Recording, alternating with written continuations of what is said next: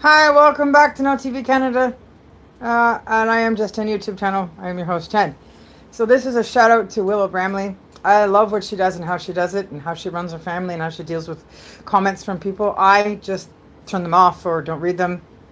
I don't have time to deal with that. I'm also too old.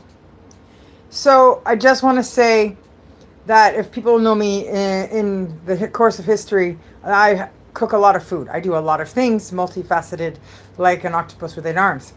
And I've been back for a few months and I've been working on unloading and trying to get this place organized and able to function in here, office, living, cooking. And it hasn't really worked well no matter what I've done.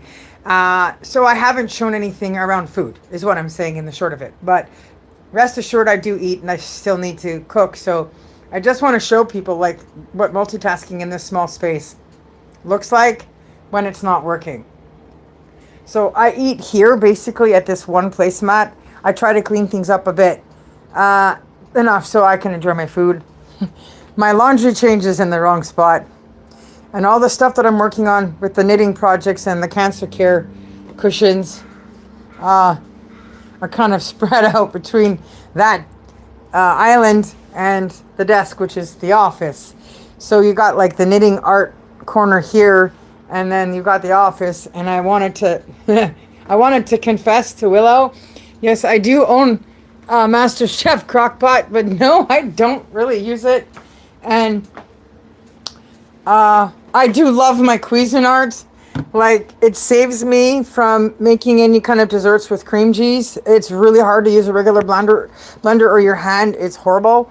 But I don't like using this kind of thing for bread unless I'm making like a donut dough.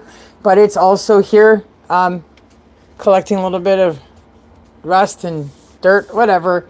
Apparently it's supposed to have some sort of meat grinder option as well.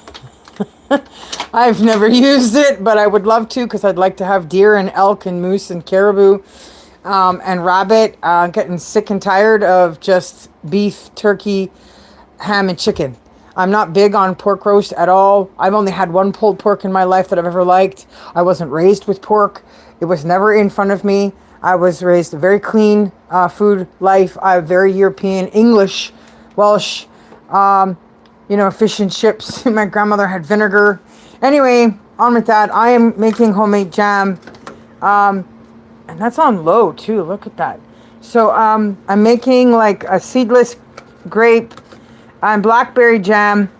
It's now just boiling on medium heat for 30 to 45 minutes. I have no pectin in here right now because I'm going to try first to see how it thickens up without the pectin.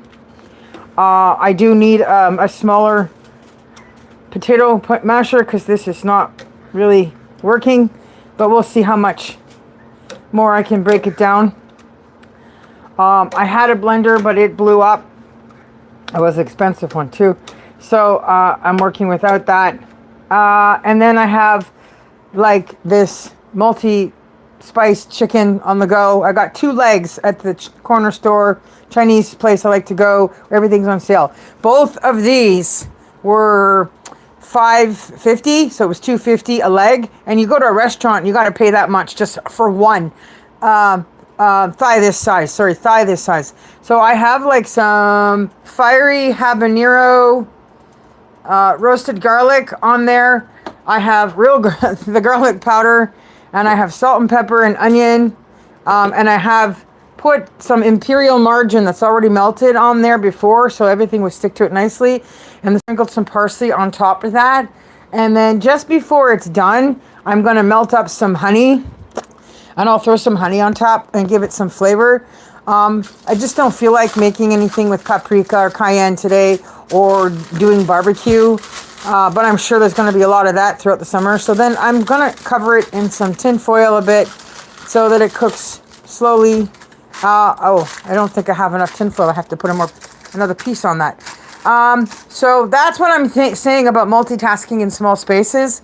So coming over to the sink, I have a bag of little $1.49 mandarin oranges, a bag of $1.49 apples, and then 49 $1.49 apricots.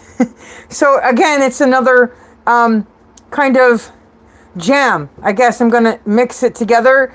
I won't use all of it, obviously, but I will make a small batch and test run. I'm going to make like little jars to test run. I'll take them back to the very store I get the fruit from because they're used to me. I've been doing this for a couple of years now. And one summer I sold everything out where I had my table set up in 2 days. I also make baked goods where it matches everybody's diet. So I'll use coconut almond flour and I'll use monk fruit instead of real sugar. And then I have some to-go stuff here, banana and nut muffins that I'm going to take to the RCMP officers in their headquarters around the corner because they have wonderful horses and I'm in love with the horses and they know I like the horses. So I'm going to punish them for doing that to me. And I'm going to show them I can cook for horses too. Horses can often eat a lot of the same things we do. You just got to refrain on sugars. They can have sugar cubes and stuff now and again, but they can have oatmeal cookies and apple cookies. They can have carrot cookies and muffins and things like that. You just alternate. You just take out real sugar and put in honey, and you can put in some turmeric and black licorice and cinnamon, all the same stuff that helps us with our kidneys, livers, eyes, and digestion. They can have it too. So I just want to show people what it's like to live in tight spaces. It's actually not that small of a bachelor. I've been looking at these little wall thingies with the cubbies coming in, trying to figure out if I can put one in here, but I use this for my plants. So at any rate, I just wanted to show people I do cook. I am still cooking. I actually still have a little salad. It's zucchini, cucumber, my spicy cheese, and some garlic and onion in there, and some mixed salad dressing. So, and I still have another container of grapes. I didn't want to starve myself of all the fruit, so I kept some so I can enjoy munching on them. I might try making like a wine where you don't get drunk. Just age them because these are really delicious, really good tasting wine grapes as well. So I got myself a few things set aside where I'm not starving because I've made it all into jam and then sold it or something. But I don't like the stuff in the stores anymore. I've had enough. My first marmalade attempt was a kind of a fail, so I overcooked. So I'm going to try again. And I have a feeling that the apricot, apple, and orange jam is going to turn out pretty good. And these are pretty good. I'm going to go back and get more from the $1.49 table and just make straight up whole batches of the flavors that I have here. Because I have to use up like when I get the fresh lemons and limes really quickly so that it doesn't go to waste. So that's my thing. I don't just knit and sew and write movie scripts and poetry and songs and go camping and travel.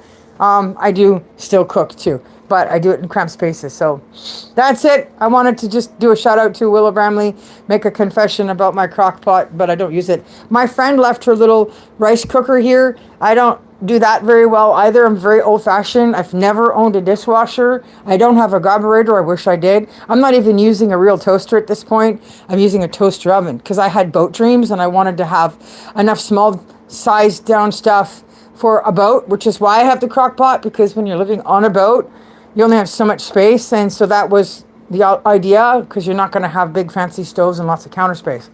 So that's my shout out. I'll let you guys know how the chicken turns out and how the jam turns out cooking on its own without the pectin. If it's not thick enough, then I will add in some pectin. But right now I need to go and figure out how to break down these grapes a little bit more so I get more jam and less chunks. So thanks for watching Now TV. Keep coming back for more fun stuff ahead, because there's always stuff going on now at Now TV Canada. So peace out, everybody. I'm signing off. Hope I made everybody hungry.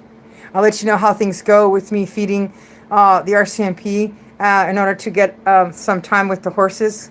I think the horses like me. They've picked me and they drove around me again today. And I said to the girl driving the trailer with the truck, I'm like, that's emotional cruelty against me. That's not fair. So I mean, eventually this could lead to me actually walking the horses, talking to the horses, brushing the horses, helping them with their nutrition, because I know stuff about nutrition.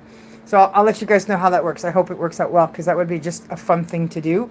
for part of my summer, because these horses that trot through the neighborhood here are just dynamite. They're beautiful horses. And horses have good taste in people, and I have good taste in horses. So thanks for watching. Shout out to Bramley. Keep doing what you're doing. You're doing an awesome job, you guys. Thanks for watching. Go cook. Bye. Let me know what is your specialty.